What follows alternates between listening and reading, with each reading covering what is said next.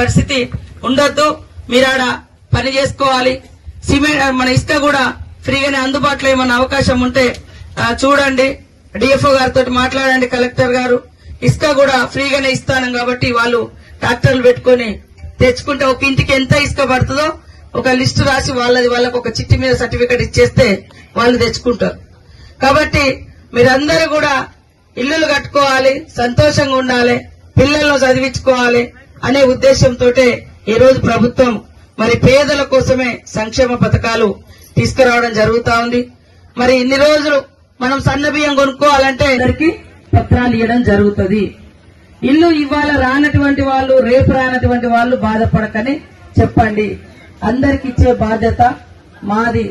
ఈ మండలాల మీద కూడా మీ బాధ ఏంది, మీకు ఎట్లా వ్యవస్థ సరిగా వ్యవసాయాలు ఉండవు, పంటలు ఉండవు, ఇబ్బంది ఉంది కాబట్టి అది కూడా మాకు తెలుసు. తప్పకుండా ఎక్కువ ఇల్లులు కూడా పెడతా ఉన్నాం, ఎక్కువ మందికి వచ్చేటట్టుగా. మీరందరూ కూడా సంతోషంగా